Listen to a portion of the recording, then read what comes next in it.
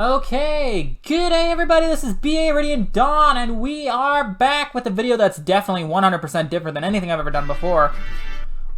We are kind of reviewing, a video by LC, who did a, mini-series of Tellius, based off, about the Tellius games, and as you guys may very well know by my channel name, I am a massive Tellius fan. I have done Path to Radiance at least 10 times, and Radiant Dawn over 80 easily.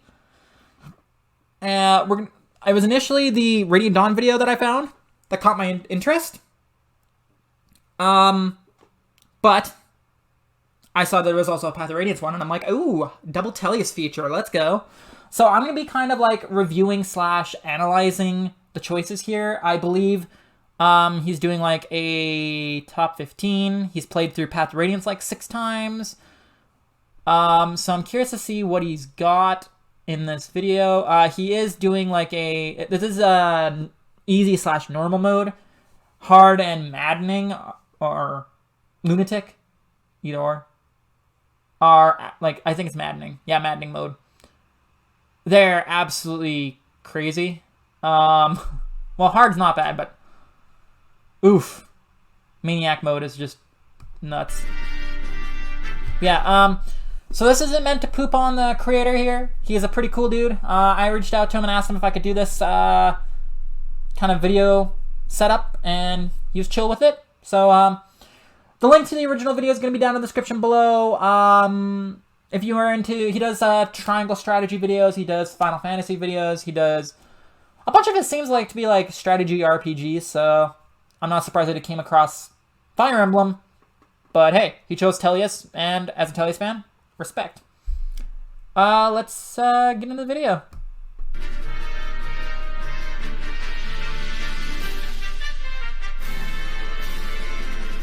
Hello and welcome back to the channel. LC here, back with part 2 of our Tellius retrospective series for Fire Emblem. Today we will be taking a look at what are the strongest characters in Path to Radiance.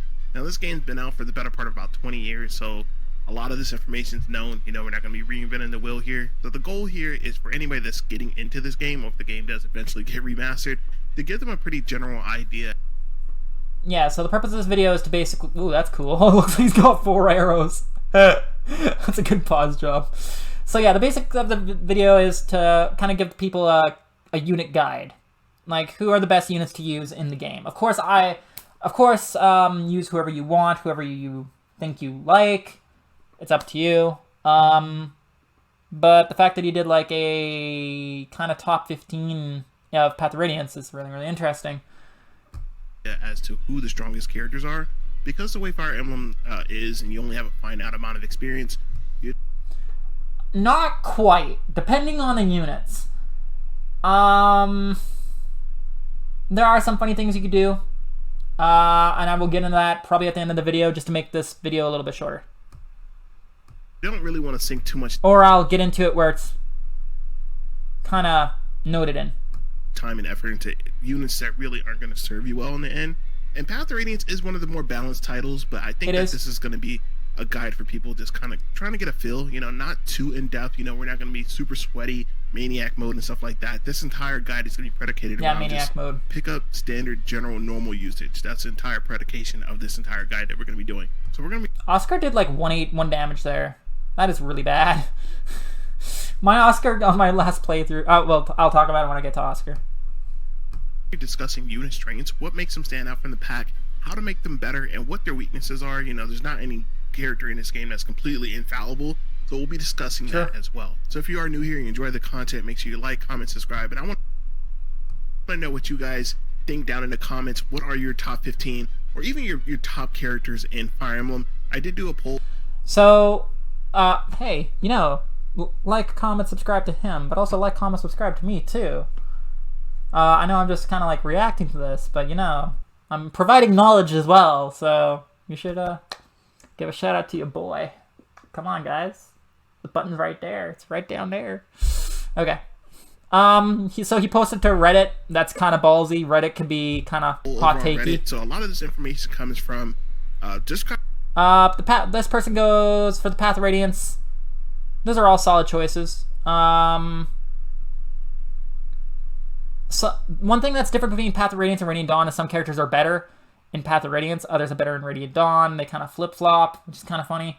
Raisin is actually really good in Path of Radiance in terms of, like, not really combat, but, like, being able to dodge. In Radiant Dawn, you can't really dodge anything, which just sucks. Radiant Dawn is harder to rate. Jill Soth, Volug kind of falls off, but yeah. Harlan, Tia Marsha, Joffrey. There's some hot takes in there, but it's Reddit. Just, Rick Perry's got a fair handle on it. Kind of research. I can see reasonings for all those units. Checking out other guides and stuff. My faves for both Mia, Ileana, Marsha, Jill, Astrid. Astrid sucks in Radiant Dawn, dude. Like, kudos to you if you actually trained up Astrid, but 99% of the players use her as a Paragon swap, because in Radiant Dawn, you can remove Paragon and give it to another unit. In Path of Radiance, you can remove it and it just disappears. So it's just better for Astrid to keep it, which makes her better. And also in Path of Radiance, Astrid doesn't have a massive, I'm just going to go away for like 99% of the game, which hurts her heavily. You have to invest so much if you want to use Astrid in Radiant Dawn. But Path of Radiance, she's pretty good, so fair. That's like a 50-50. The others, I have no problems with. They could all be pretty damn good. Like they can indeed really kick great ass. ones out. Shout out to people like Mecha. They have really Mecha's pretty good. You guys should subscribe to Mecha too. Mecha's pretty awesome. Spin on it. So that's the entire purpose of this video. So let's go ahead and jump into it. Path of Radiance comes in at a total of 46 playable characters and definitely holds one of the more unique distinctions of having one of the most balanced rosters in most strategy RPGs in history. Almost any unit in this game can be made to work if you're committed to dump. Any units pretty much in Path of Radiance. There is no real bad units in Path of Radiance. You could make pretty much any unit busted. You can make any of them good. It's not actually all that hard. He is correct. This game is really well balanced. There is no actually bad unit. There are gods, and then there are units that are okay or good. They can all be good. Some of them just might take a little bit longer to get there. Others are good right from the get-go. So it depends, but no unit's bad. It's not like Radiant Dawn. Radiant Dawn has a bunch of just trash units that can't do a damn thing. Path of Radiance is much better in that regard. Dumping enough bonus EXP into them and feeding them knockouts during battle. But alas. Yeah, so like I said, I've played through Path of Radiance 10 times, Radiant Dawn easily over at least 10, and then Radiant Dawn at least over 80 minimum, which equals out to be like easily over 1,600 hours in Radiant Dawn, assuming it's 20-hour playthroughs, and usually my playthroughs of Radiant Dawn are 60 hours or so. So do the math on that one. There will always be the cream of the crop, the best of the best. True. The upper crust of the gods. So I've narrowed it down to 15 characters that lead the pack. Yeah, so it is 15 characters. Yeah, so basically it's 15 characters, double S tier, A tier kind of thing. But that it does go below A. Anything below A is just not counted. These are the 15 best units in this game. Let's see who he's got. Path of Radiance and why. So let's kick this thing off talking about Cavalry. This bugs the heck out of me. This is my second recording, by the way, but it's spelt wrong. It's cavalry. Christmas calves. Calves, not calves. I'm sorry. This bothers the hell out of me. This is why I've nitpicked much bigger YouTubers on this exact same thing. If you guys watch the Pokemon Rap Ciphers, I have reactions to them on my channel, by the way. In one of them, there was like a glaring misspell, and it was just bothering the heck out of me, because if there's a misspell on my screen, I will instantly know, and it will bother me so much. Just remember to double check your spelling if you're gonna have words on the screen, please. That's all I gotta say. Not trying to poop on you. Other people make this mistake too. It just bothers the hell out of me personally, and that's just how I am. So it's just my personal issues, okay? But yeah, it is Christmas calves. They are Christmas calves. Kieran and Oscar, Christmas calves. Let's go. Now, coming from older Fire Emblem titles, one of the first things you're going to immediately notice is that the Kanto skill for cavalry units is quite dominant. You know what I mean? Oh, yeah. Kanto is busted as hell. Kanto is absolutely phenomenal. It's not just calves that have it, flyers do too. Yeah. Kanto is busted in any game, even in Fae. Kanto is just crazy.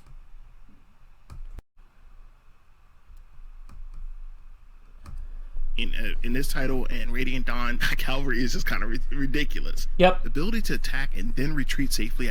Well, Radiant Dawn calves aren't as good, as there's a lot more terrain. Like, in certain parts of Radiant Dawn, it's better to not be a cav. But in Path of Radiance, yeah, calves are busted. Kanto is broken. It's just crazy. Afterwards, make these units an extremely dominant force on the field from the very first chapter right until the bitter end and the credits start rolling.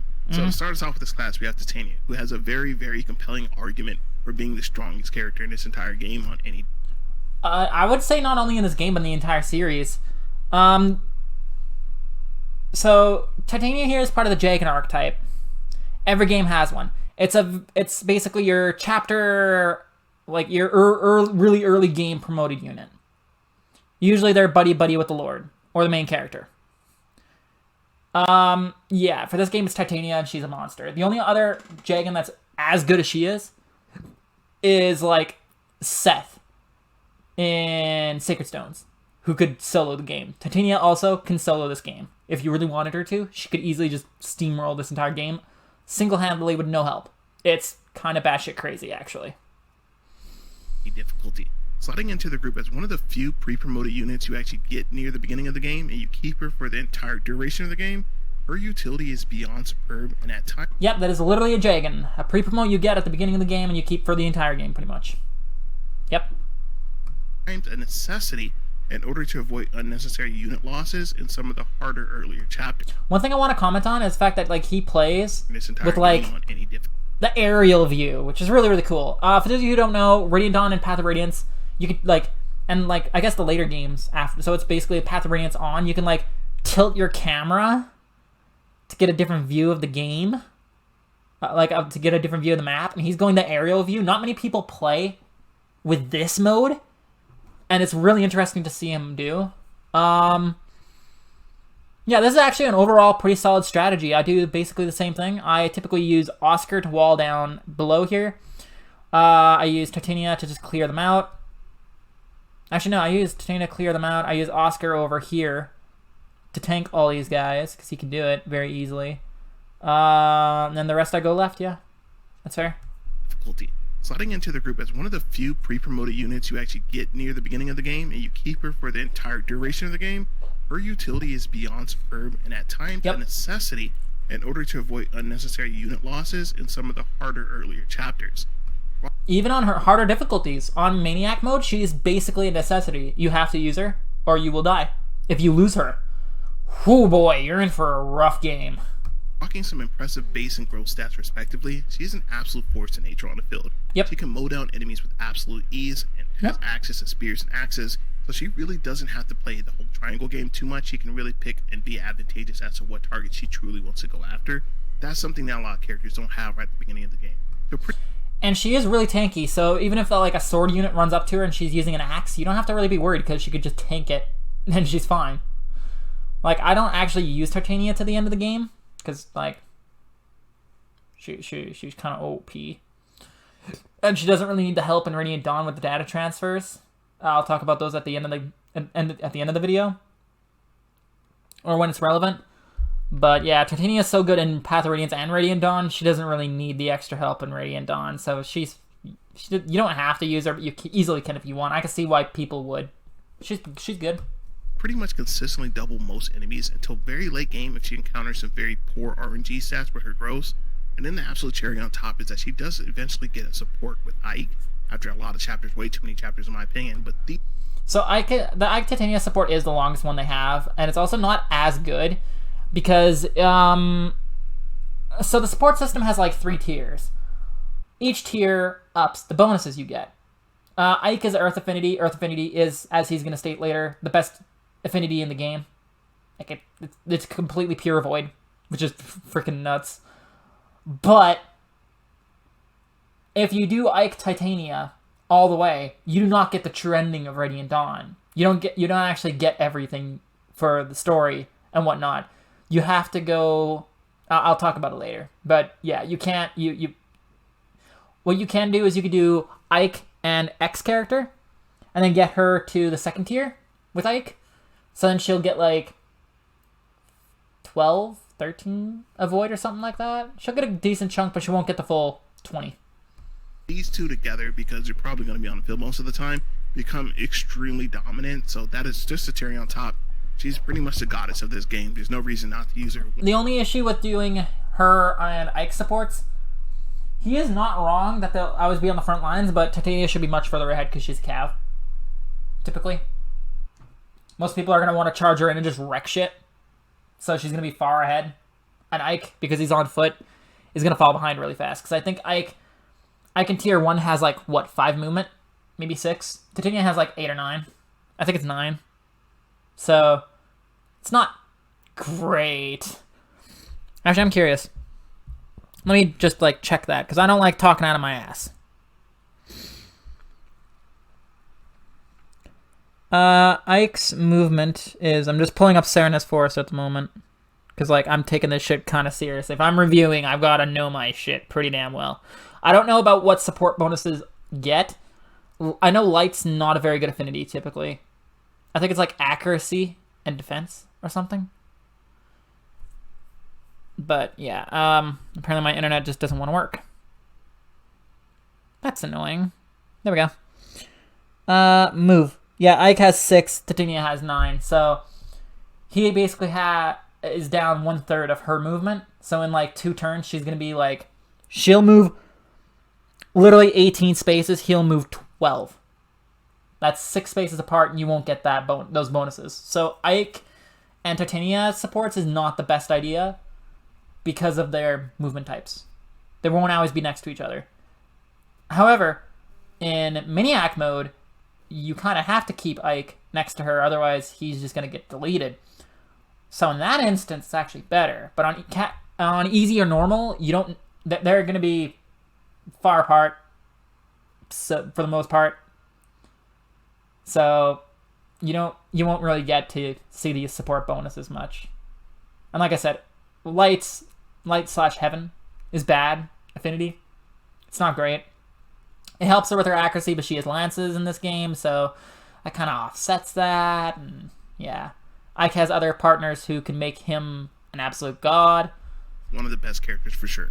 And then moving on, we have possibly the kindest person in the Grail Mercenaries besides Reese, and the oldest of the green-haired trio, Oscar. And what can we say about the young lad? He's an absolutely solid unit. Being a Lance Knight, he does well throughout the entire game's early, late, and mid, where there's a fair amount of sword masters in order for him to gain experience with. Oscar having very solid growth in HP, speed, strength, and skill, so even if he won't double the sword masters, but he can set up kills. Oscar is really, really good. Even when he turns out really, really bad, he's still pretty dang good. He's a cav, he could rescue, mine had like next to no speed or strength level ups. I think I had him promoted from level 20 Lance Cav to Paladin. Like I promoted him at level 20. And he only had like 14 strength and like 12 speed or something. It was really freaking bad, okay? Like, it was really damn bad. He had no speed level ups at all. I think at level 4 he had like 15 speed, which is... Like a level 4 paladin with 15 speed. Oof, what are we in freaking FE7? But he had like 20 defense, so he could tank a lot of shit. But he's getting double. For Oscar, you need to get lucky with his level ups. I do agree he's pretty damn good for usually, but he can get completely RNG screwed.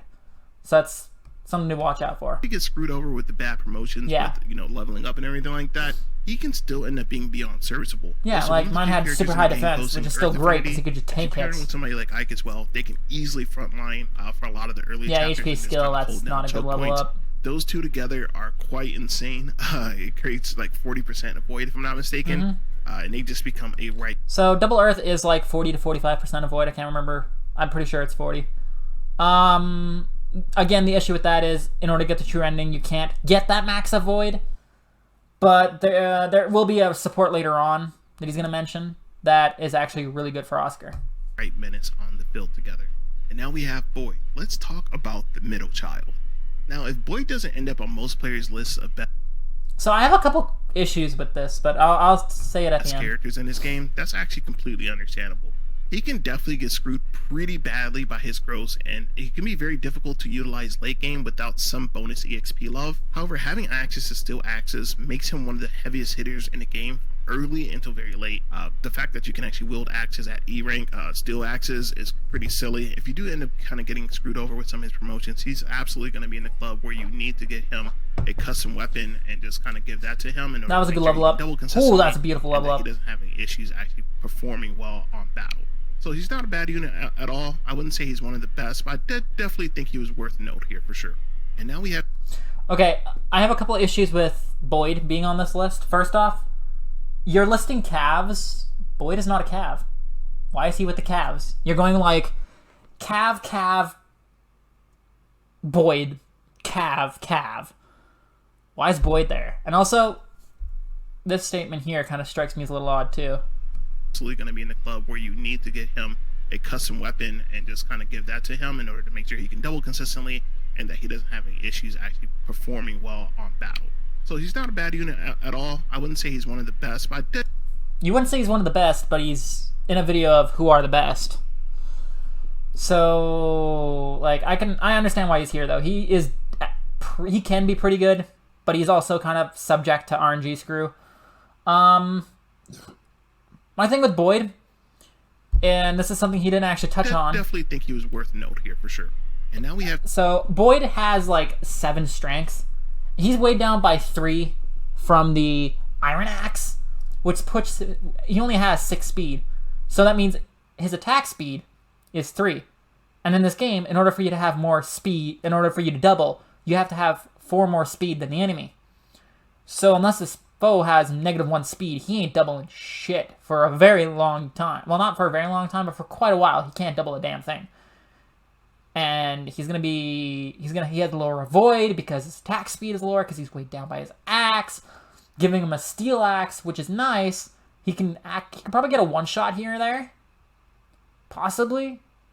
But the issue with that is, again, the steel axe weighs even more. I think the steel axe weighs like 14, if I remember correctly, 14 or 15.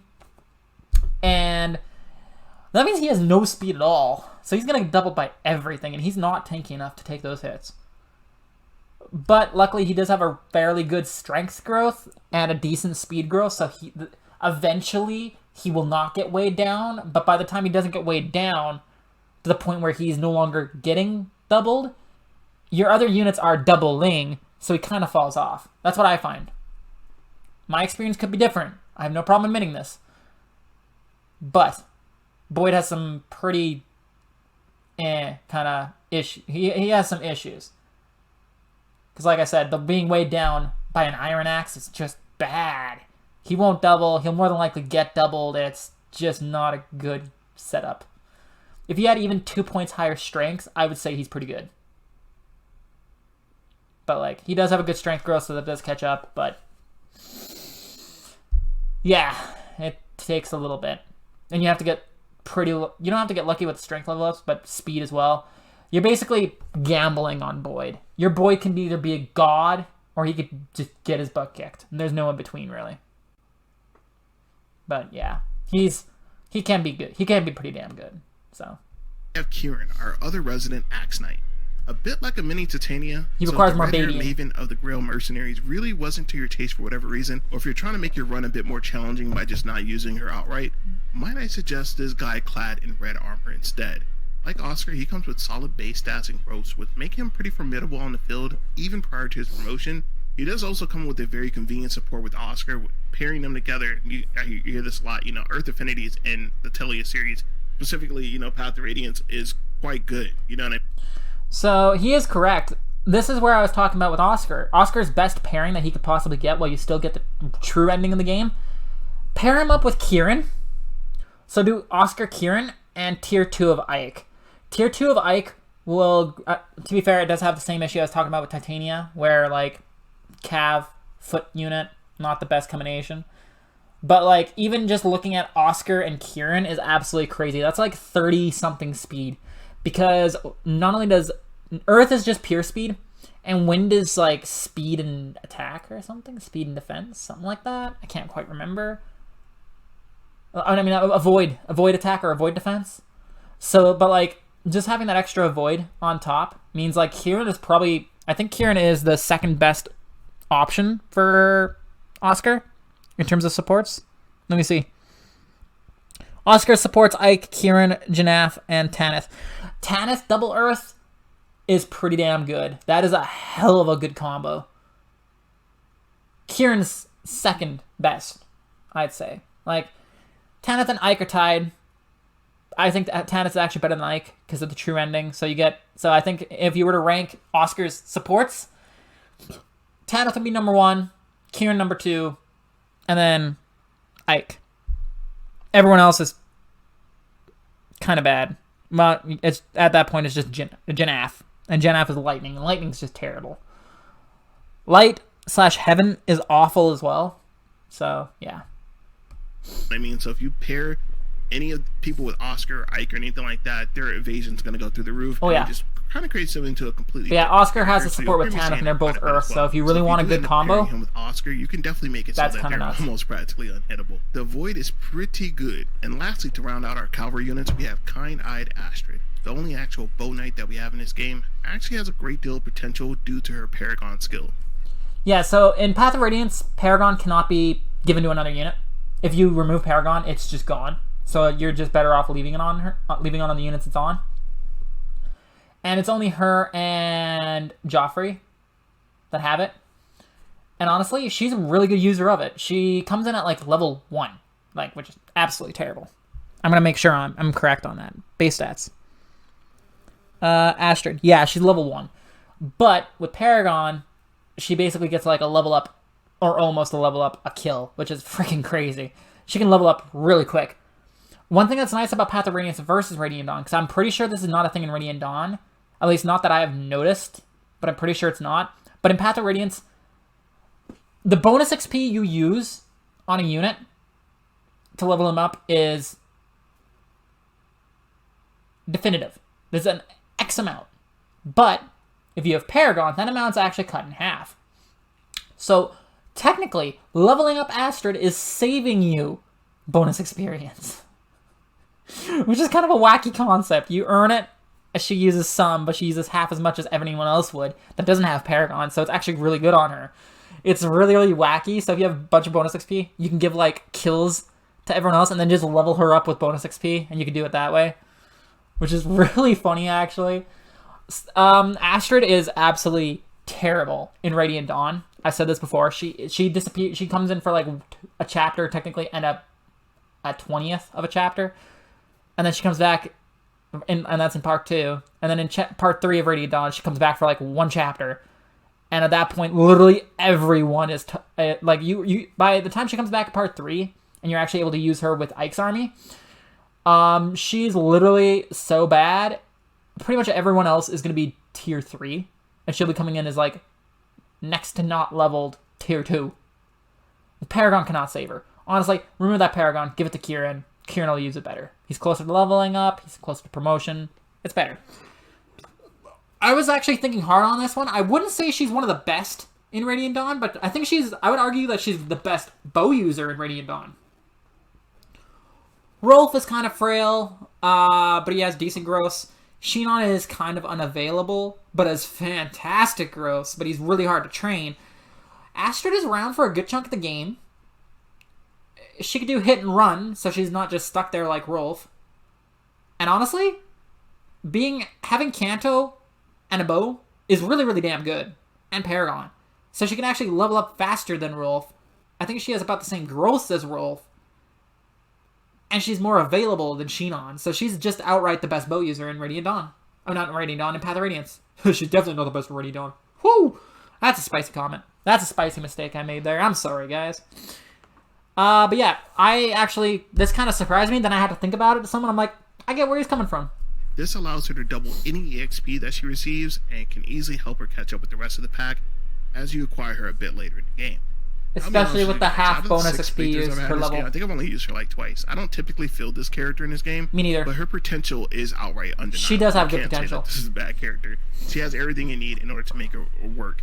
If you're willing to feed her enough kills and put her into advantageous positions to say like slay Raven Lagoos, The issue with Astrid as well, though, is that she has everything you need in order to make her work. If you're willing to feed her enough kills and put her into advantageous positions to say like slay Raven Lagoos, she... The issue with Astrid as well, though, is that she has everything you need in order to make her work. If you're willing to feed her enough kills and put her into advantageous positions to say like slay Raven Lagoos, she... So I'm going to talk about data transfers for a second here. So how it works is, in Path of Radiance, if you get a unit to level 20 on their final tier, tier 2, and they have capped stats, they get +2 to each of those stats in Radiant Dawn, which sounds really damn good. So like Astrid could come in with like +2 attack, skill, speed, which sounds really damn good, except for the fact that she's coming in at level 1 in Radiant Dawn. She's completely unusable. Like, data transfers on her are not ideal at all. She does not make good use of them at all. Other units can get that experience and get those transfers and be better than Astrid by 100-fold. Like, if you want to use her, 100% go ahead. She's very viable. She can be phenomenal. But if you're going for data transfers, Astrid is just useless. She's eating up experience you could be giving to units that you want data transfers on for a better Radiant Dawn experience. And yeah, data transfers on her do nothing because she's still coming in at level 1 with maybe some slightly higher stats, but that won't help her necessarily double, necessarily kill, and it won't help her actually get levels later on. So it's not ideal. But she does have a bow, and there's a good chunk of, like, she's good for taking down the Ravens. She will definitely pull her weight effortlessly on your squad. Another candidate for a potential custom weapon, if you find that the regular items that you're picking up just aren't allowing her to hit hard enough, I would recommend getting her a custom weapon as well. That is a good point. If units are not hitting hard enough, or if they have, or if they're weighed down by their weapons, you can give them a custom weapon and lower the weight and a higher attack. You can do that with an iron axe. You can do that with an iron bow. You can do that with steel weapons. I don't think you can do that with silver weapons in this game, but I know you can do it with steel.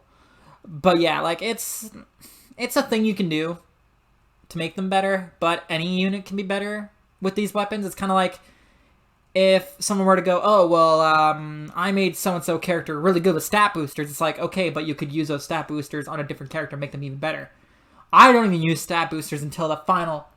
I don't even use stat boosters at all in all of Path of Radiance until the final chapter, so I can get the data transfers I want. And then moving on to our next section, we have the wing units. So if you thought cavalry units in this game were...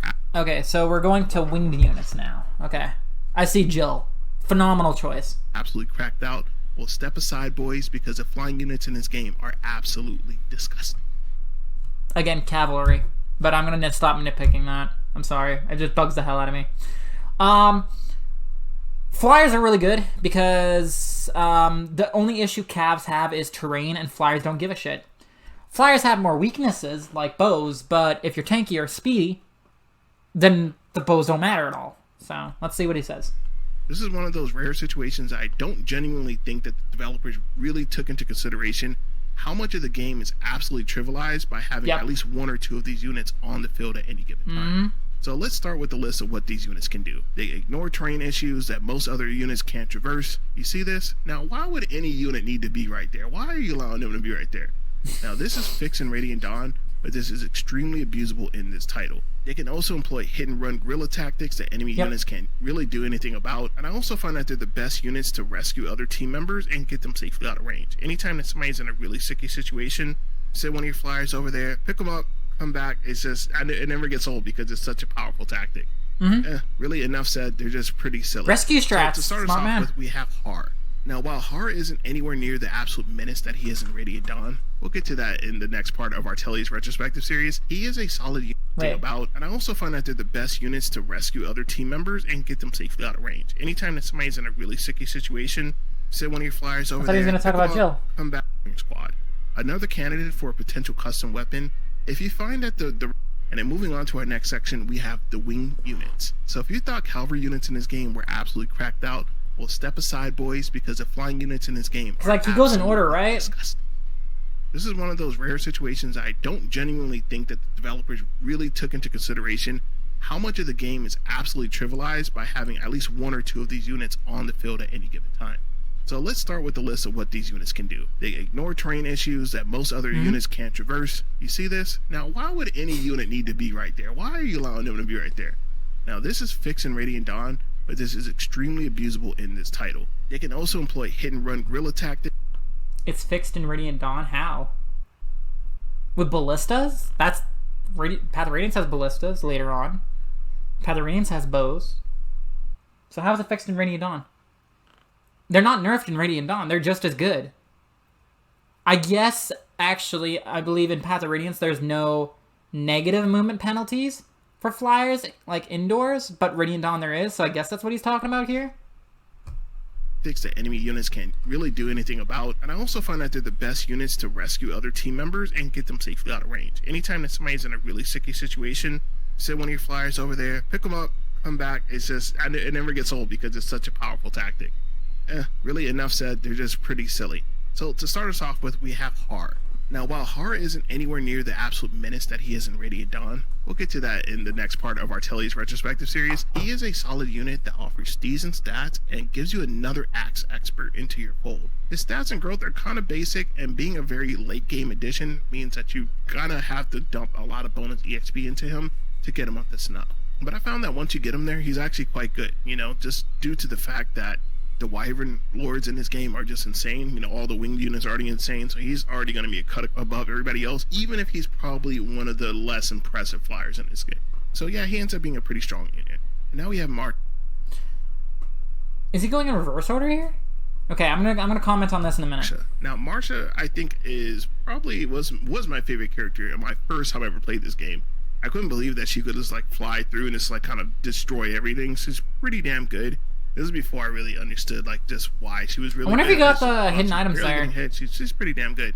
But now that I've played the game a million more times and I've kind of done a bit more research, I understand why she is so good. A super clutch unit early game where flyers are quite scarce. She's a key component in many objective-based maps, and due to you getting her relatively early in the game, it's quite easy to make her a very dominant force on the field. I haven't played Radiant Dawn millions more times. Durability and strength than say a Tanith or Sigurd. So having good speed and strength when it's all said and done, she's almost a constant on every single playthrough that I have. I always use her. She's just incredibly good. But the only thing with her, just be careful with her low HP count. That you can definitely get clipped, especially in the higher difficulties, hard in Maniac Mode. She can definitely get bodied. Oh yeah, it can happen. You don't think that she's invincible. And then moving on, we have the Redhead Mistress of Talrega and one of the most abusable units in the game, Jill. Essentially being a tankier version of Marsha, she has excellent damage and double potential from the time you get her until the end of the game. She's kind of like a ripped version of Marsha, so imagine Marsha, but if she hit the gym every day. She kind of is equated in my head to a aerial version of Titania after being promoted. God Mode unit is absolutely God Mode. Use her. And then for our other Pegasus user, we have Tanith. Reinforced is fucking hilarious.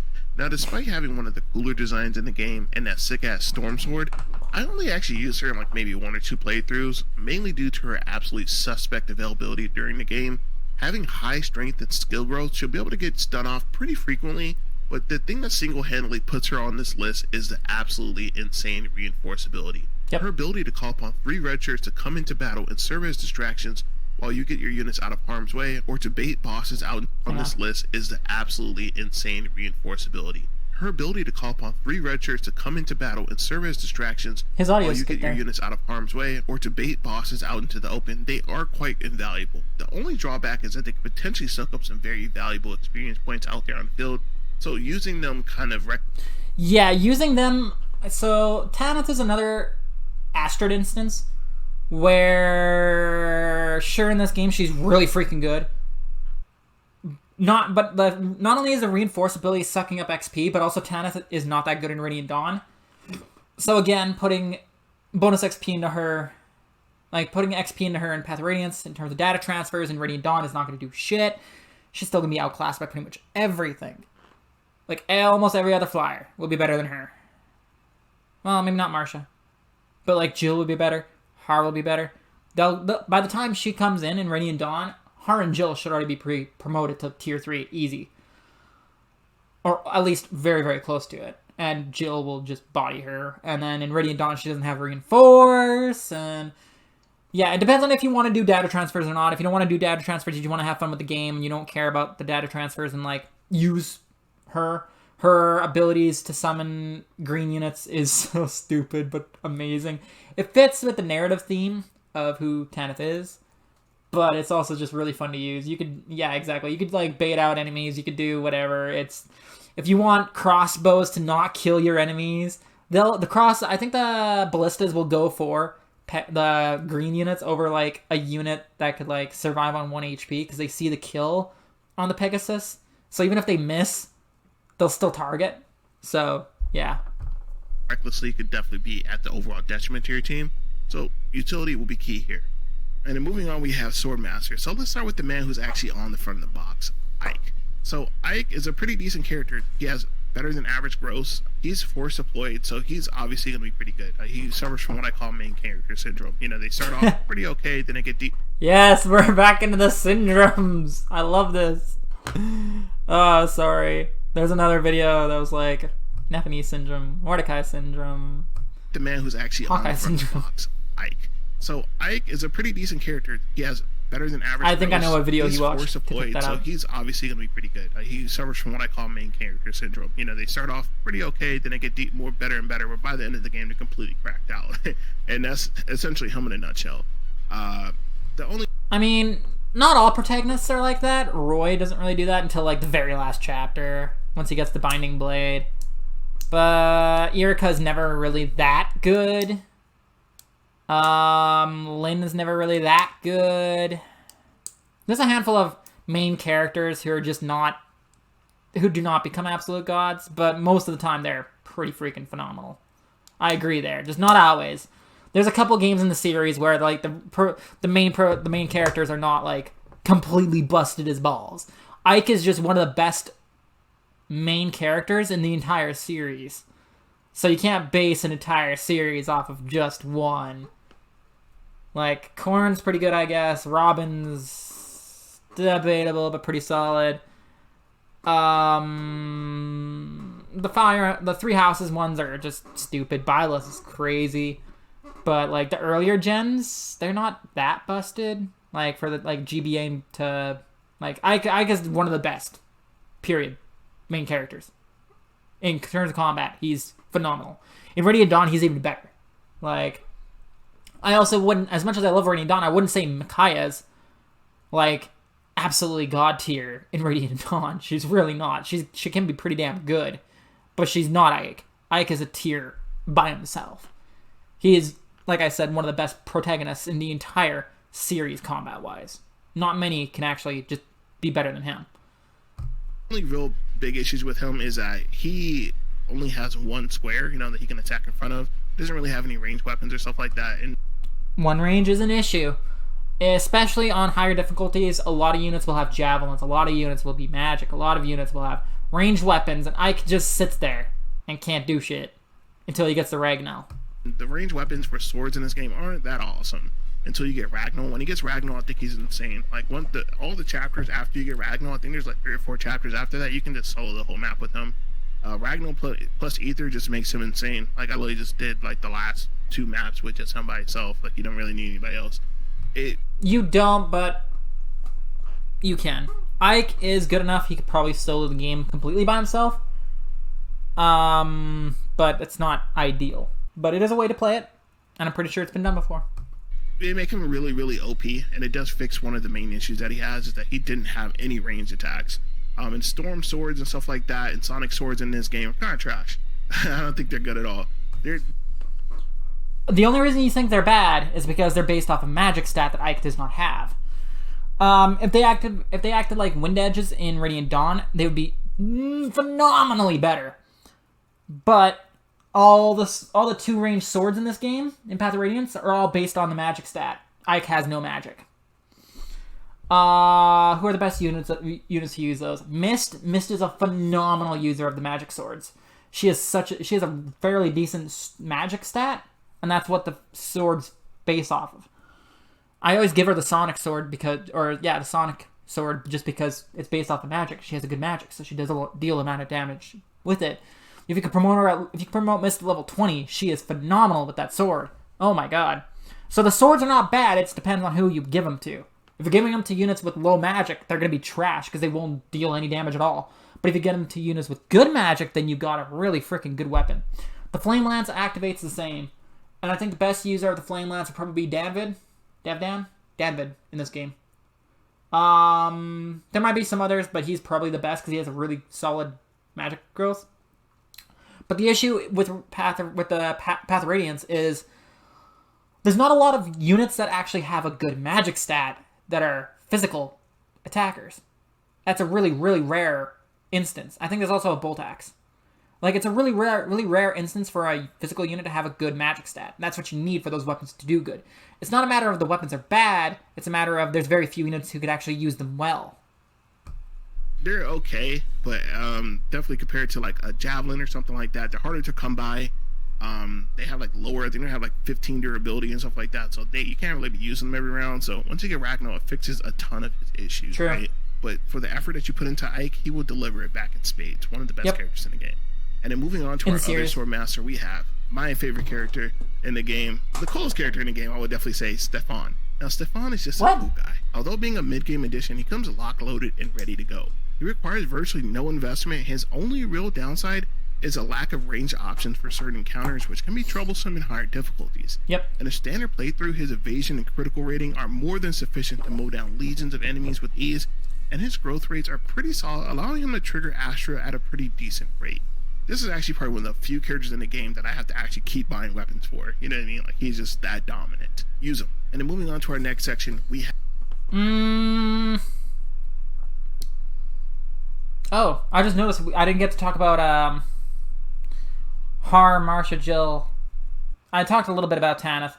In terms of Har, my issue with Har being on this list is Jill's just better.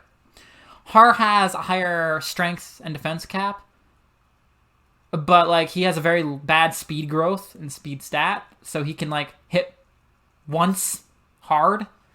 So I guess if you want a unit that's better for like dealing a chunk of damage and then having someone else get the kill, Har's pretty good.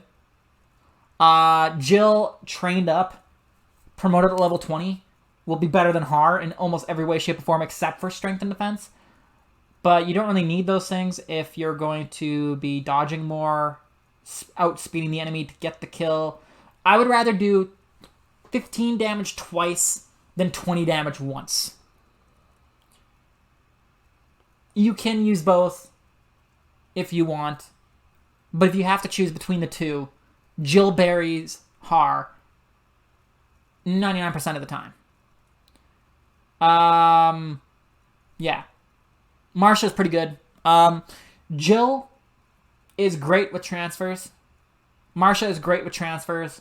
Har, it doesn't really get much out of the transfers. He can get, I guess he could get technically a higher speed stat in Radiant Dawn, because with the extra 2 to strength, skill, defense, maybe HP, but that doesn't really matter as much, but strength, skill, defense, each one of those stats will be +2 in Radiant Dawn when you get him, which makes him easier to cap them, which means his speed can catch up in Radiant Dawn as well.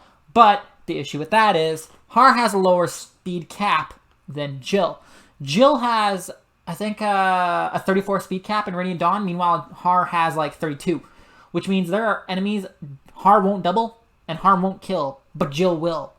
Even though Jill has -2 strength cap, I think. It's like really, really close. But that extra speed Jill has, and even though she has less strength as a cap, but higher speed cap, she will hit the speed cap. She'll hit the attack cap too, and defense and skill. She'll hit everything. Har could still struggle to get the speed. Jill is better than Har. That's all I'm saying. But yeah, kind of got a Stefan situation here as well. Yes, Stefan is pretty good. He's a pre-promote that you get, and he's not a pre-promote that sucks. He's a pretty damn good pre-promote. But if you train Mia at all, which you can do, because this is easy or normal Path of Radiance, you can easily train Mia, and Mia will bury him. She will be when they're at the same level on average. If you promote Mia at level 20, which is really easy to do, you can easily have Mia better than Stefan. And just think about a better Stefan. Just think about that for a second. It's busted. Have mages. Now, I don't think that mages in Path of Radiance are particularly impressive at all, except for maybe the Fat Man in Trial Mode. That's it. So we're going to cover a pretty decent rate. This is actually probably one of the few characters in the game that I have to actually keep buying weapons for. You know what I mean? Like, well, yeah, you have to keep buying weapons for Stefan because he doubles. But, like, he's another one where if you want to do data transfers, like for Stefan, they're going to do nothing. Stefan will come in with an extra 2 of whatever stats you cap. But he's only around for, like, 1 chapter of Part 4, and then, like, but he can't move in that chapter. and then he's in the tower. So you basically get no time to train him when he comes into Radiant Dawn. And that means you don't get to do anything with him. He's just there, and he's just wandering around. He can't do anything in that map at all. Because that map that he comes in on is pure desert. He can move 2 or 3 spaces. I think it's 3 spaces. That's it. He can't do any more than that. So, yeah, that's the problem with Stefan. And Stefan's just not great in Radiant Dawn. In Path of Radiance, he is good in a nutshell, but Mia can be better, and Mia's more available in Radiant Dawn. And she's more available in Path of Radiance. So, use her. Be spicy. Use both. You're not locked to the one of each unit, one of each class pitfall, okay? You can use both if you want. How I tend to play is I typically tend to use one of each weapon type. So, I would rather have Mia over Stefan every single time. Because at the same level, Mia will be better. Or at least she should be. She might have a little bit less strength. But that's mainly because, like, female swordmasters, I'm pretty sure, have a lower strength cap in both games. But yeah. He's just that dominant. Use him. And then moving on to our next section, you don't have to use him. Now, he's one that I'm like, that mages in Path of Radiance are particularly he's good, but impressive he's not at all. Except for maybe the Fat Man in Trial Mode. That's it. So we're going to cover the 4 that I think are worth noting in tandem. The 4 that are worth noting. Who are the 4? Sauron, Ileana, I guess Riss?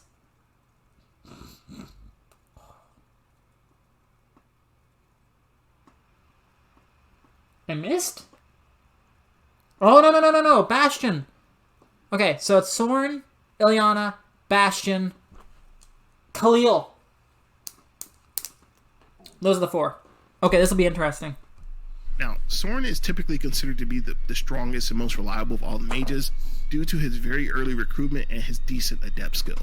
However, due to the weight of tomes in the Titania series, this can definitely make his low strength somewhat problematic early game. Another downfall that he has is a rather limited movement range of 5, which can cause issues with allowing him to keep up and stay in the fray. In the end, his fortitude on the battlefield will live and die based off the RNG gods and level up his growth. So he can definitely hit pretty hard. He's pretty versatile. He can learn a couple different, wind, fire, electricity, stuff like that. So most people tend to use him. If they're going to use him as they end up using Sauron just because he's there from the beginning. You have a chance to level him up. You can feed him kills and stuff like that. So he's normally the one that most people pick. And then moving on. Okay, so he is correct. Sauron does have a strength issue. I think he actually fixed his issue in this exact screenshot here. Because Sauron has, a 0 strength. So he gets weighed down by tomes, but not by much. The wind tome, which he's a wind mage, he should be using a wind tome. Even though it's the weakest, it's also the lightest. Once he gets 1 strength level up, he's not slowed down at all. And I think his strength growth is like 15%, so it will take a while for him to get that strength growth. But once he gets it, a wind tome will no longer weigh him down. An Elwind will, but a wind won't. And like, in the beginning of the game, you might as well just use wind. He's the only magic user there for a while anyway. So why not have him double? Adept is a skill that's procced off of speed, the speed stat. So the higher the speed, the higher the chance. I'm pretty sure. That's how it works in Radiant Dawn. Path of Radiance, I don't quite know as inside and out as Radiant Dawn, but I'm pretty sure it works the same way in Path of Radiance. So, let me see. Tomes. Okay. Fire has a weight of 3. So he's... And let's look at this freeze up for a second here. So he has 1 strength. So he'd have an effective speed with a fire tome of 7. A thunder tome as well, 7. And a wind tome won't weigh him down as well. Like, at all. So an Elwind will weigh him down by 1. So an Elwind is as good. Like, Elwind is better for him, and it only weighs him down by 1. So, like, even if you give him an Elwind, he still has 8 speed, which is more than serviceable. Sauron will get speed. He will get skill. I do agree he can be RNG screwed once in a while, but out of 10 playthroughs, I've never had that happen. like at least at 10 playthroughs, I've always had a good Sauron. But he can have an issue sometimes. And Maniac Mode especially, Maniac Mode, you don't get as much XP. For those of you who do not know, Maniac Mode is Japan exclusive, and if you want to play Maniac Mode, you have to download a Japanese ROM and install a translator patch on top of it in order to play it. It is the hardest difficulty out of, I want to say, pretty much any Fire Emblem game ever made. Maniac Path of Radiance is an absolute menace. I love it. It's so much fun. I know I'm probably like a freaking... I like, people think that mode's torturous. Then I just love torture, I guess. I don't know. It's fun. I have a blast playing it. I want to play it again sometime soon. Iron Manning that is just dumb. I love it. But yeah, Sauron can have issues. I agree with that. But like more often than not, he's an absolute monster. Once he gets into doubling territory, he just wrecks stuff apart. And then he's like triple hitting. He can kill pretty much anything. With the Ike support, because of the true ending, I think I don't think Dark gives a void. It's wind, it's earth. Actually, Dark might give a little bit of a void. I'd have to see. I can't remember off the top of my head, but I think so. But either way, just having Ike's earth support means Sauron will always be in range of Ike because they have basically the exact same movement. Once Sauron's promoted, it's basically the exact same, I think. It's only like... I think even tier 1 to tier 1, tier 2 to tier 2, they're only like one movement apart. So it's not that much of a difference, right? And honestly, Sauron is an absolute monster. If you get not even lucky. If you don't get unlucky, he's a god. And on promotion, this is important. In Path of Radiance, when you promote a mage... You can choose between staves or knives. Never choose knives. Knives are trash. I'm gonna mention this again later on. For Sauron, I always choose a staff. Once he covers the mages, which I think will cover the entire video, I will let you guys know a secret trick to always getting a level 20 mage, level 20 sage without attacking once in the last 10 levels. It's my strat that I like to do. So you get to use that XP from the kills that the sages aren't getting to give to other units to get them to level 22 to get those transfers. So I'm going to drop that at the end. Will live and die based off the RNG gods and level up his growth. So he can definitely hit pretty hard. He's pretty versatile. He can learn a couple different, wind, fire, electricity, stuff like that. So and staves. Most people tend to use him. If they're going to use a mage, they end up using Sauron just because he's there from the beginning. You have a chance to level him up. You can feed him kills and stuff like that. So he's normally the one that most people pick. And then moving on, we have the very lovely Ileana, who's our resident Thunder Mage, and who also is available very early in the story. Boasting a higher strength growth than Sauron means that on average she can hit much harder than him. But this comes at a direct detriment of her speed. Sauron is the faster of the two. Honestly... See, this is some of the issue with characters, right? Ileana has a higher strength growth because Thunder Tomes are more heavy. A Thunder Tome weighs 3, while a Wind Tome weighs 1. An El Thunder weighs 6. An El Wind weighs 2. Thunder Tomes are the heaviest tomes out of all of them. She has to have a higher strength growth, and she has to have a higher strength stat in order to compensate for the lower, to compensate for the higher weight of the tomes. So she has to have a higher stat growth and stat base, so she's going to lose on that speed, but it's going to equal out to be roughly the same anyway, because like Sauron has a higher speed growth, but he has a lower strength stat, so it averages out. Strength down, speed up. Ileana's speed up. Oh no, Ileana's strength up, speed down. So it balances out. So she's not super speedy, but she's about the same attack speed as Sauron pretty much at all times.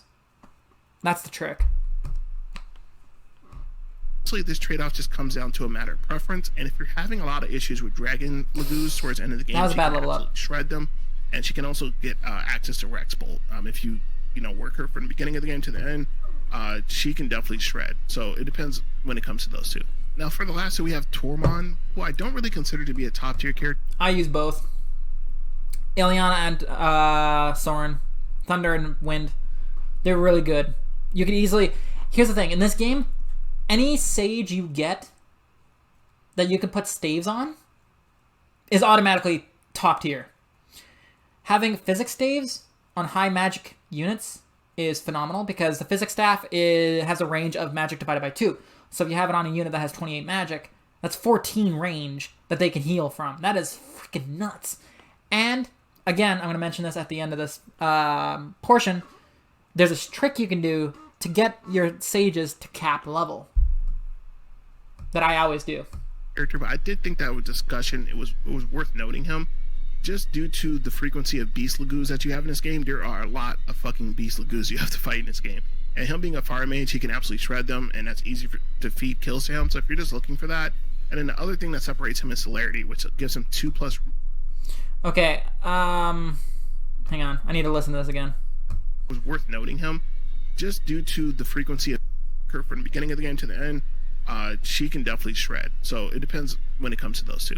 Now for the last two, we have Tormon, who I don't really consider to be a top tier character, but I did think that with discussion, it was worth noting him. Yeah, he's not a top tier character. I agree with that, but I'll let you continue. Just due to the frequency of beast lagoos that you have in this game, there are a lot of fucking beast lagoos you have to fight in this game. And him being a fire mage, he can absolutely shred them, and that's easy to feed kills to him. So if you're just looking for that, and then the other thing that separates him is celerity, which gives him 2+ movement as well. So if you find that Sauron is kind of lagging behind, or you're having issues with beast lagoos or something like that, Tormon might work out better for you. I definitely don't think he's as good as Sauron or Ileana, but it's worth noting what his strengths are. And then lastly, we have... Okay, so I completely agree that Tormod is not as good as Ileana or Sauron, but the only thing that really Tormod actually has that you mentioned that's a niche for him is the celerity. But an extra 2 movement on a character that's is not great.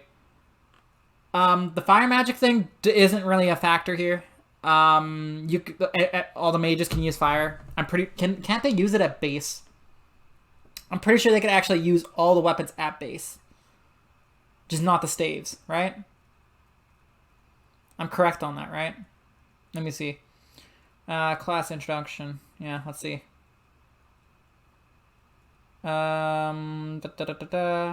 Yeah, a mage can have fire, thunder, and wind.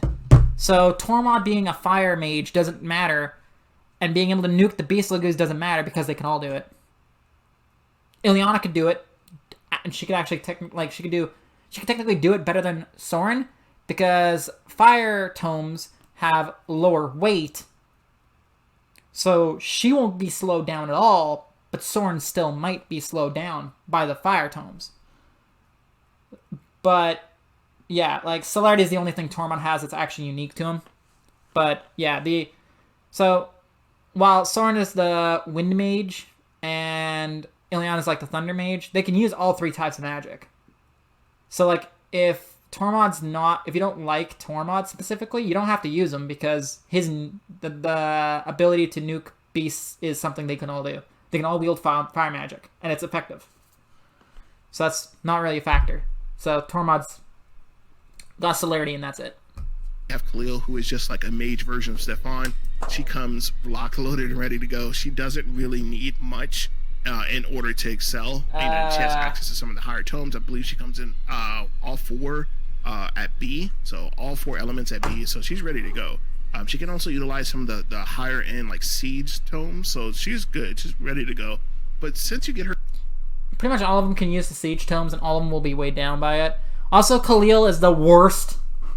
Her and Bastion are worse outright than Sauron, Ileana, or Tormod. Because in this game, they decided to nerf pre-promote sages because of FE7 and FE8. In FE7, you have Pent, who's an absolute monster. He could just freaking solo the game from that point if you really wanted him to.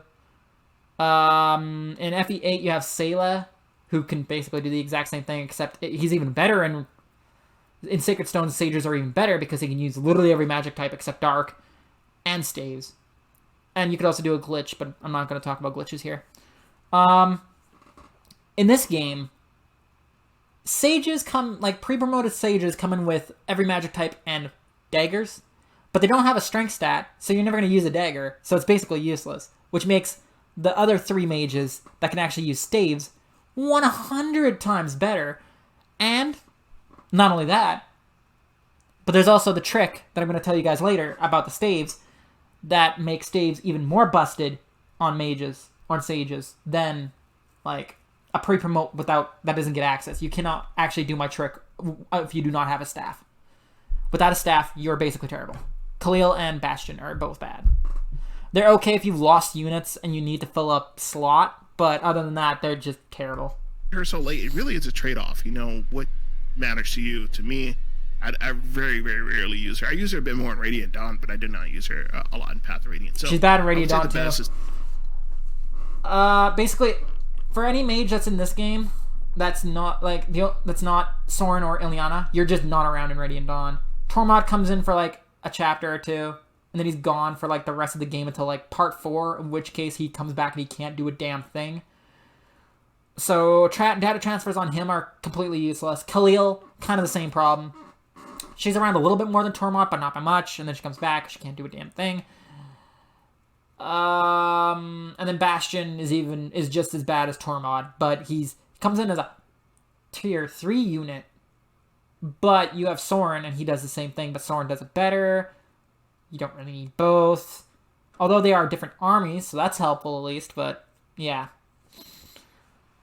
Essentially, the only good mages in terms of data transfers and getting into Radiant Dawn combined, if you were to combine the 2 games, is just Sauron and Ileana. All the other mages that are in both games suck in comparison.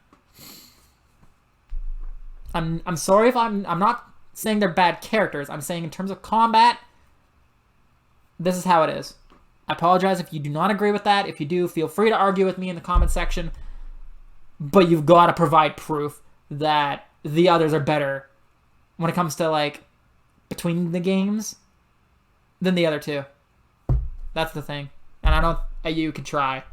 So Sauron, Ileana, and then Khalil, and then also put Tormon last, depending on your playstyle. So that's it for Sages. So let's cap this all off with talking about our And, like, he was mentioning the Siege Tomes. I mean, Ileana has a higher strength stat, I believe, at the same level as Khalil, so she can wield the Thunder Tome with less speed loss. Blizzard is super light. I think you get a few Blizzard Tomes. Yeah, you do get a few Blizzard Tomes. I think you can get 3. At least 2 without stealing. And then you could steal the others. Blizzard is super light in comparison. Ileana wouldn't even be slowed down if she has the stats for it.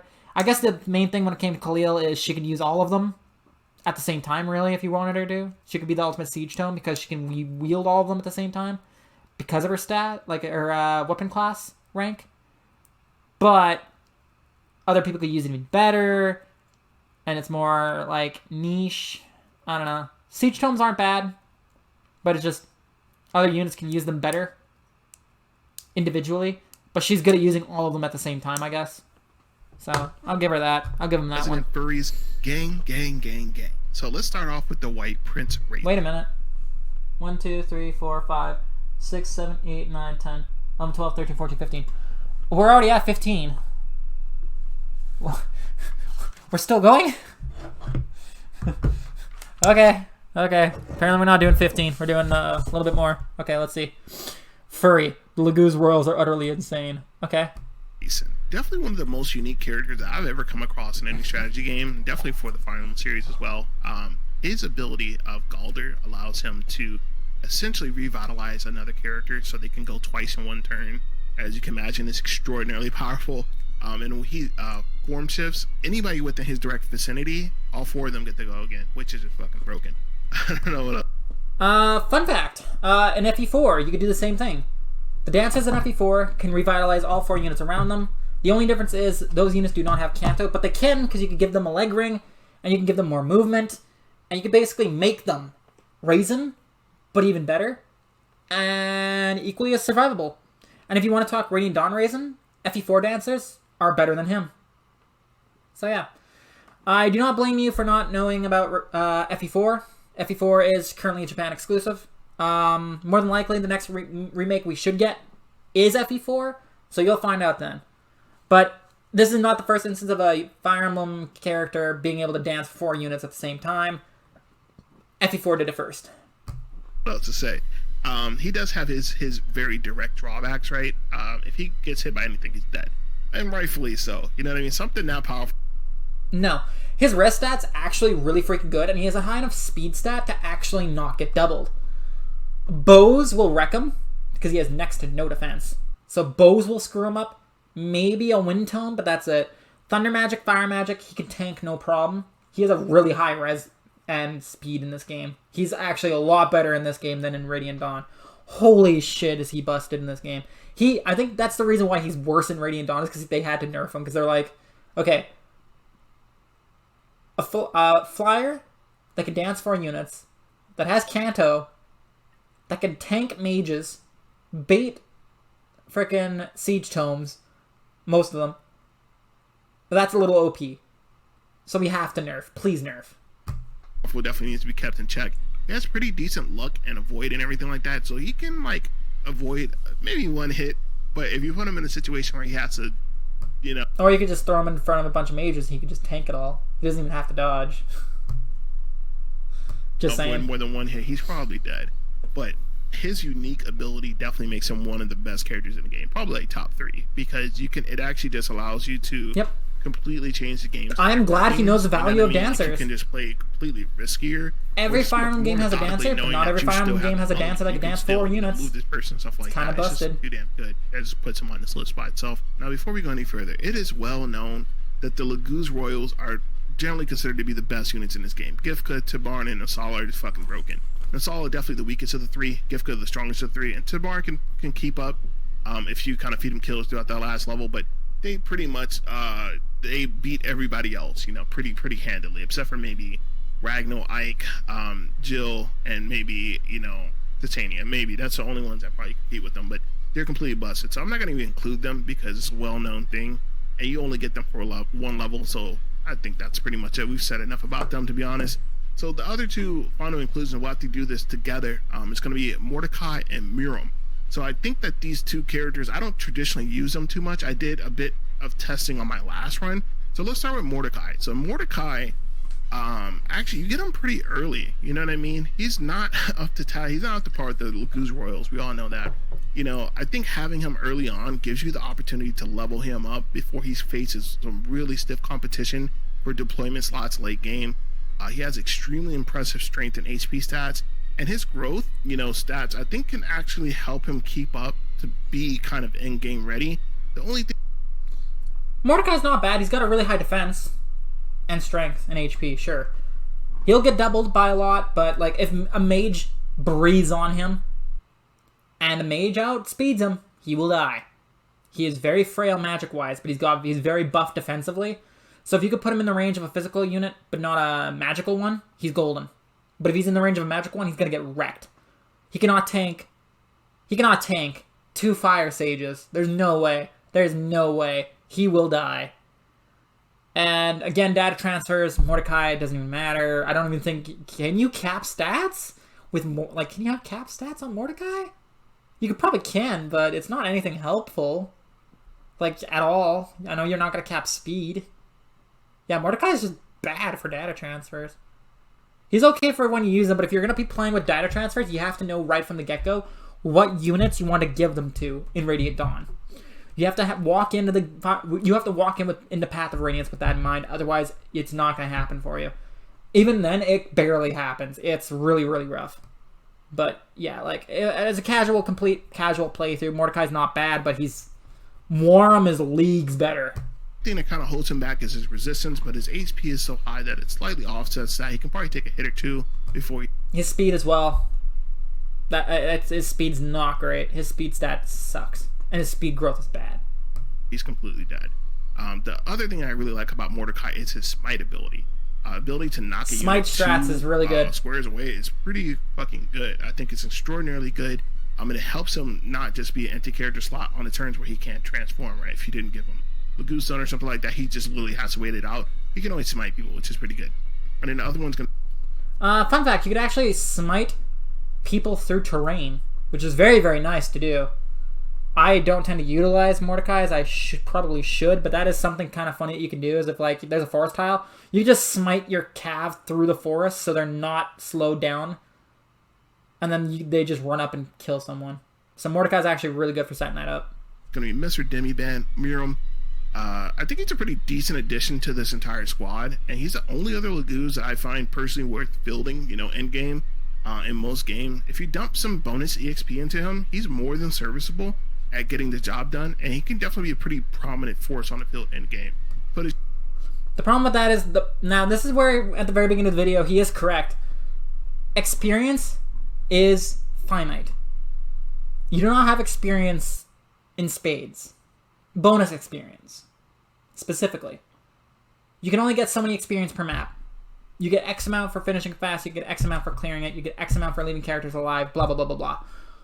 But you cannot, like, exceed that amount. You cannot get at max this amount. And would you really put bonus experience into Mordecai over Jill, over Ike, over Titania, over Sauron? I don't know. If they're dead, maybe? But you could give it into Moram, and Moram has more speed, and he's better. So, I don't know. Mordecai's just not as good.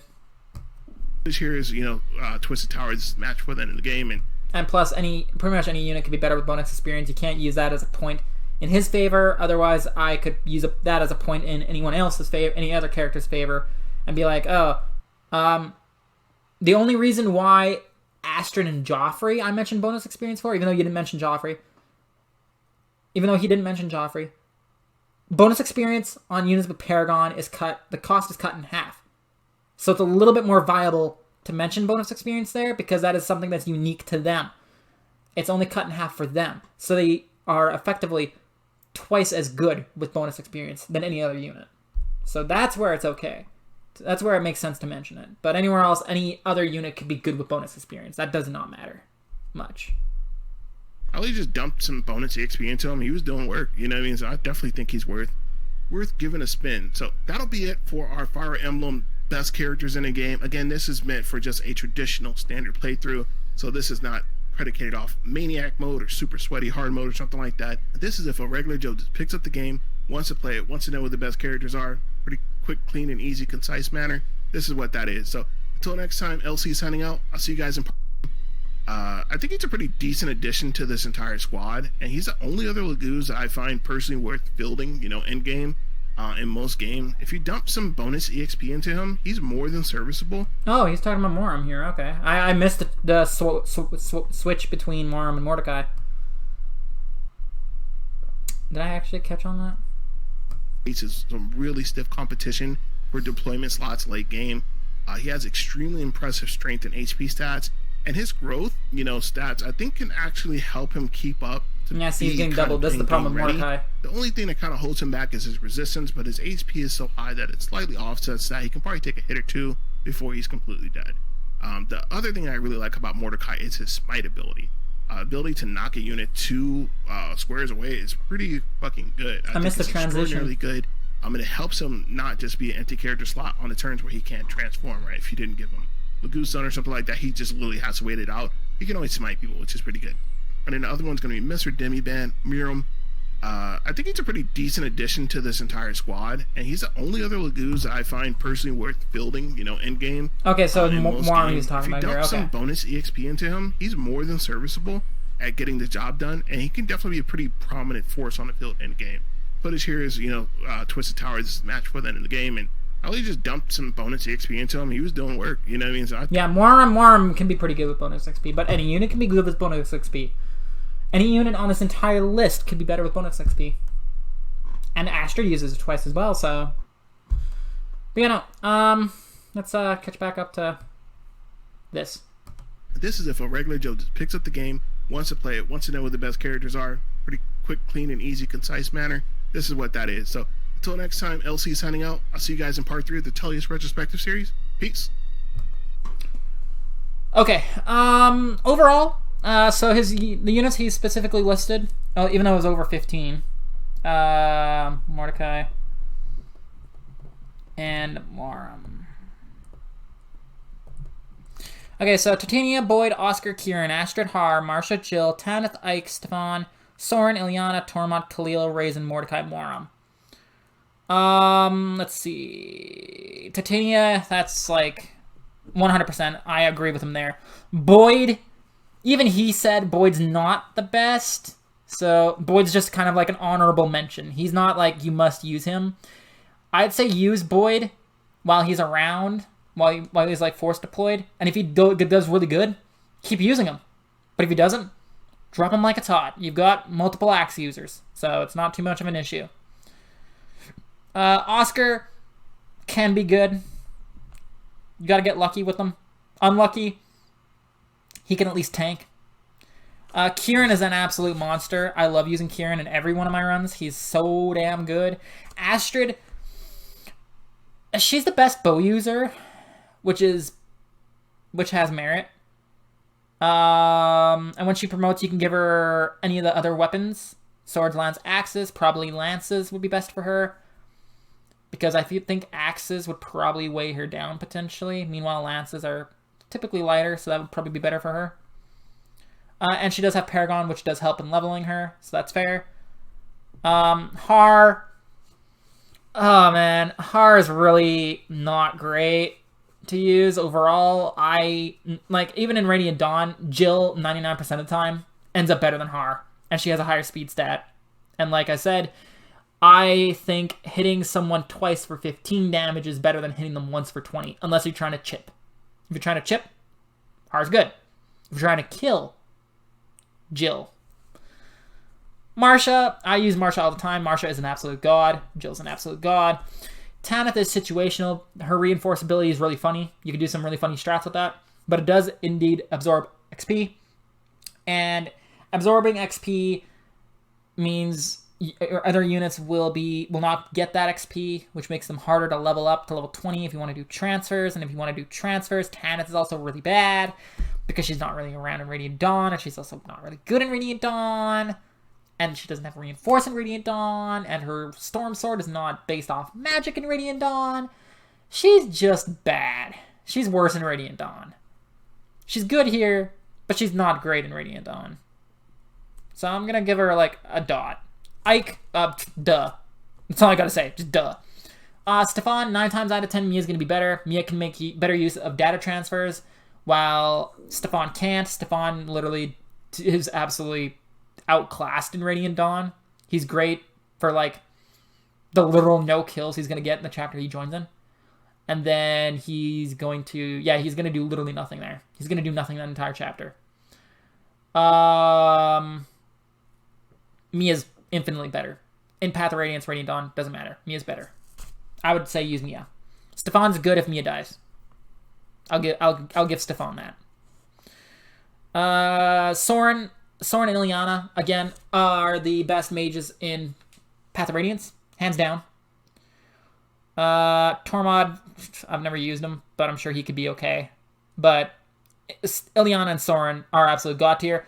Now, I have teased you guys for a very long time about this strat that can basically, you can even take a level 1, well no, it can't be a level 1 sage. You gotta have some staff XP, probably like level 5, level 8 sage to level 20 without ever attacking. So, there's a staff called the Ward Staff, also called the Barrier Staff in Fire Emblems 7 and 8. Now, the Ward Staff is interesting in the fact that it's a staff you can use at any time. It gives any unit that is targeting more res. I think it's like res plus 7. And in itself, it sounds like it's kind of a niche staff. But the thing is, it gives a good amount of XP. And Path of Radiance has a crap ton of money. So what you can actually do is, on the final map, I think, what chapter is it? In one of the chapters, you could buy a crap ton of this staff. Item location. Oh no, I need shops. It's in a shop. Easy normal mode. And Ward. In chapter 17, buy as much of that shit as you can, okay? I always buy 30 plus Ward staves. Why? Because once the sages get to or any staff unit really, gets to, I think it's B rank or C rank. I think it's C rank. Ward is C. Yeah, so you need a C rank in staves, which is easily doable. That's why I say give staves, because you can actually just grind XP doing nothing. You don't have to attack units and just get XP. So you get a C rank in staves, which you should get about like level 7, level 8, maybe a little bit later. And at that point, you basically have infinite XP on any staff user. Because you also get a hammer and staff, and then you can buy like as many ward staffs as you can afford. And at that point in the game, for Chapter 17, you get a crap ton of money. So you buy that shit. You fucking buy it. And take as long as you need on the final chapter, and get all of your staff users to level 20 by just using a ward staff. Well, multiple ward staffs. But it's completely doable, and it just costs a crap ton of money that you have excess of because Path of Radiance just gives you a shit ton of money. So you might as well you're basically buying levels. That's basically what you're doing. So that's why I'm saying, like, Tormod can do it, but he's not great in Radiant Dawn, but he could do it, so I guess that's something in his favor. But Sauron and Ileana, and come into the game really early for Part 3 for Sauron and Part 1 for Ileana, and they make the best use of this strategy, mainly because they can come in and start one-rounding shit. Sauron comes in Radiant Dawn with a little bit of a lower speed, but with the +2 in speed, he actually double shit. Same with Ileana. She can come in and start one-rounding enemies left, right, and center the second you get her with the data transfers. Without the data transfers, she's slower. She can't double. With the data transfers, she can. And that's Radiant Dawn normal. So, that is my tactic to always getting level 20 staff users, is ward staff spam. Because you can take as long as you want on the final map of Path of Radiance, and unless you're going for a rank, then you might as well just grind. And you get all the staff users to level 20. And usually, Sauron will cap, almost guaranteed cap, like what, magic, res, and speed? Or, I think it's usually res, speed, and skill. And then you can use a stat booster to get a magic to cap. The final map is where stat boosters are incredible. If you want Ileana to have speed, and I think in my latest playthrough she was like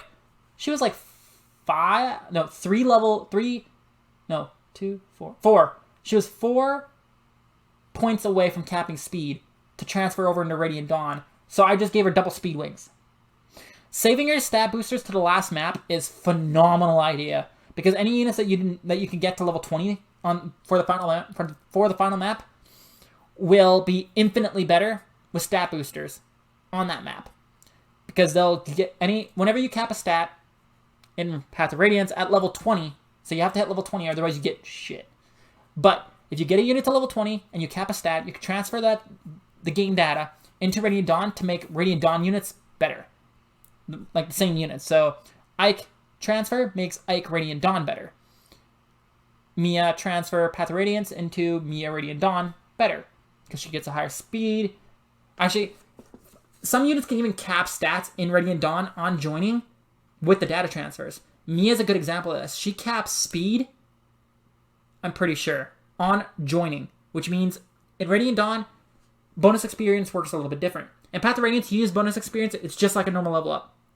You can get 0 stats, you can get all of them. The fun thing about Path of Radiance as well is, if you're willing to, of course, you can actually re-roll the RNG, and it's like, if you don't like the level up, turn it off, turn it back on, do the bonus XP again from, like, don't save, do the bonus XP again after turning it off, turning it back on, it'll be a different level up every single time. So if you want a good level up, you can just re-roll. It's really easy. Radiant Dawn, I'm pretty sure you could do the same thing. But Radiant Dawn's different. You can't really do that as easily. Because Radiant Dawn, it always does 3 levels, like 3 stats, and it goes for the stats with the highest percentage. So if you have like a 60 in strength, a 60 in skill, and a 75 in speed, and those are your highest growth rates, those are the stats you're getting from bonus experience in Radiant Dawn.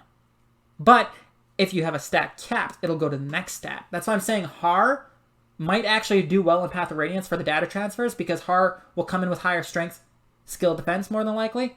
And that means he needs less level ups to cap those in Radiant Dawn, and then he can use bonus experience from that point when he caps them to start getting speed and catching that up to par. Even though his speed cap is still terrible, so it doesn't matter anyway.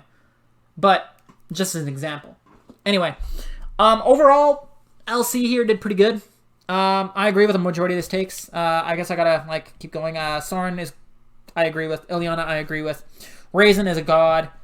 And again, it's not the first time we've had a dancer with 4 movement, that can revitalize 4 units, but it's the first time in North America, so fair. Moram is an absolute monster. I love Moram. Even in Radiant Dawn, Moram can leave for most of the game, come back, and he can still do some stuff. He doesn't do it as well, but he can still do stuff, which is better than Torment or Vika.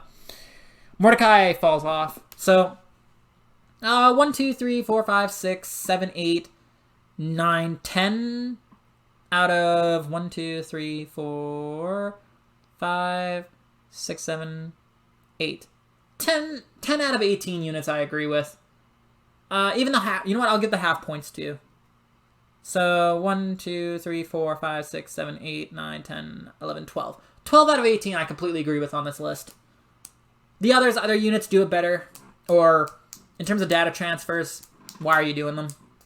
But, yeah. Units that I would put in that are missing from this video, Nephany. Nephany can be amazingly good. Nephany can be an absolute god, actually. I always have a really good Nephany. She might get strength screwed, but you could just use stat boosters in the final map, data transfer, bada bing, bada boom. Nephany in Radiant Dawn has an issue where the Steel Great Lance weighs her down. If you give her data transfers of strength, it doesn't weigh her down, and she has more. She has more strength, so she can hit harder, and she has more speed, so she can double easier too. So data transfers on Nephany are absolutely phenomenal. They're just as good as Jill data transfers or Mia data transfers, honestly.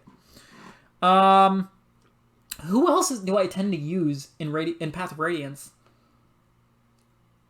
I want to say that's it. I don't really use Titania, I use Kieran. I don't even really use Astrid, but I use Marcia and Jill. I use Ike, I use Sauron, I use Ileana, I use Raisin. Moram's pretty solid. Nephany is God. Gods, I can't remember who else I actually use. But yeah. That is my opinion, my analysis on this video. I hope you guys enjoyed, and if you did, like, comment, subscribe. Again, LC's original video that I'm kind of analyzing, reacting to is going to be down in the description below, the link. Go check it out. Subscribe to LC. He seems like a pretty cool dude. He's pretty chill for letting me do this. I had fun doing this. I'm going to do the Radiant Dawn one as well, and I hope you guys are looking forward to that. Anyway, if you enjoyed this video, if you enjoyed this video, like, comment, subscribe. And until next time, this is Radiant Dawn signing off. Bye. Don't forget, if you think I'm wrong, comment. If you think I'm right, comment as well. Is Mia better than Stefan?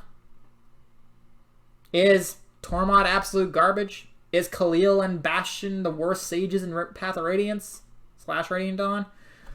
Let me know my takes. What do you guys think? Anyway, peace. See you next time.